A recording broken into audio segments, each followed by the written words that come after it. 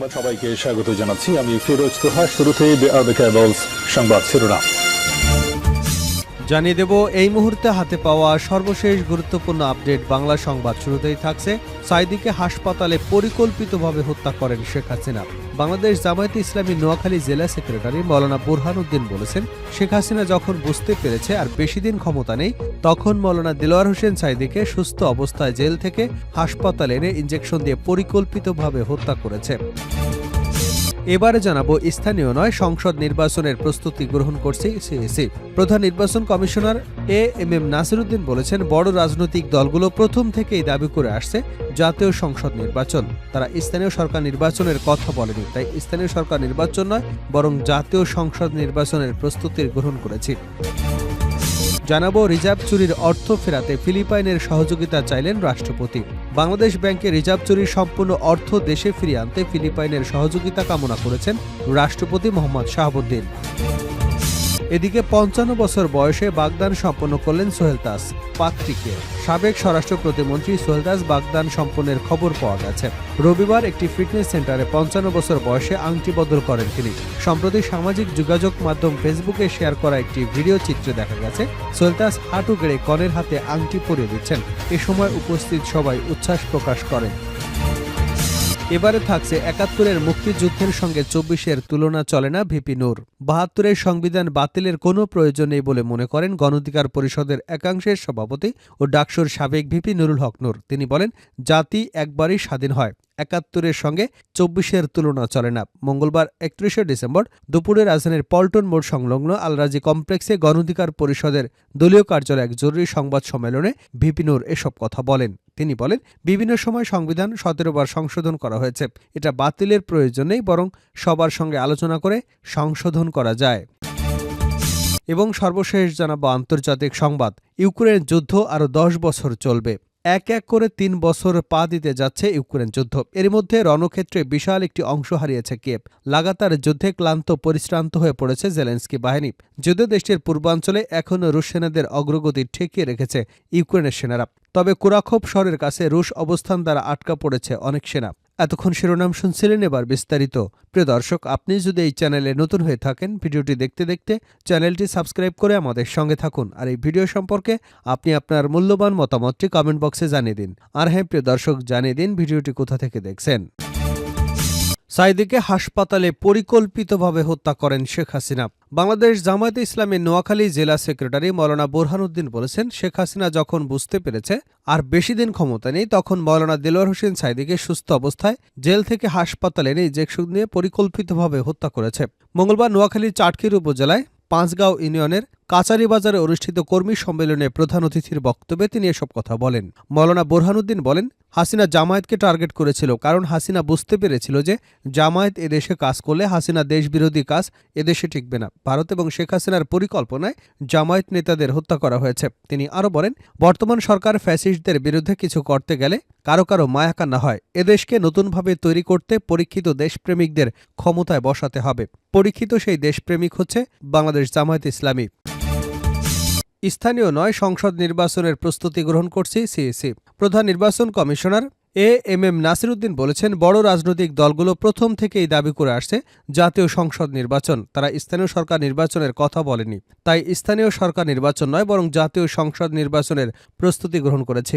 বুধবার কুমিল্লা আঞ্চলিক নির্বাচন কর্মকর্তাদের সঙ্গে মত বিনিময় সবার আগে সাংবাদিকদের তিনি একথা বলেন। তিনি বলেন, নির্বাচন কমিশন থেকে এখনও নির্বাচনের সময় নির্ধারণ করা হয়নি, তবে প্রধান উপদেষ্টার বক্তব্যে জানানো সময় অনুযায়ী নির্বাচনী প্রস্তুতি নেওয়া হচ্ছে।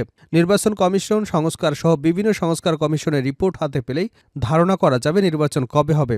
আমরা নির্বাচনী প্রস্তুতি গ্রহণের জন্য কাজ করছি। সুষ্ঠু এবং গ্রহণযোগ্য নির্বাচন করতে নির্বাচন কমিশন জাতির কাছে প্রতিশ্রুতিবদ্ধ বলে জানান প্রধান নির্বাচন কমিশনার। রিজার্ভ চুরির অর্থ ফেরাতে ফিলিপাইনের সহযোগিতা চাইলেন রাষ্ট্রপতি। বাংলাদেশ ব্যাংকের রিজার্ভ চুরির সম্পূর্ণ অর্থ দেশে ফিরিয়ে আনতে ফিলিপাইনের সহযোগিতা কামনা করেছেন রাষ্ট্রপতি মোহাম্মদ শাহাবুদ্দিন।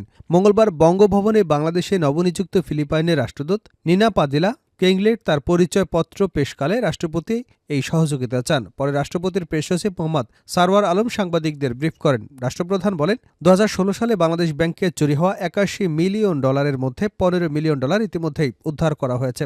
এ বিষয়ে সহযোগিতার জন্য ফিলিপাইনের সরকারকে ধন্যবাদ জানান তিনি। রাষ্ট্রপতি আশা করেন বাকি অর্থ যত শিগগিরই সম্ভব দেশে ফিরিয়ে আনতে এবং সহযোগিতা অব্যাহত থাকবে।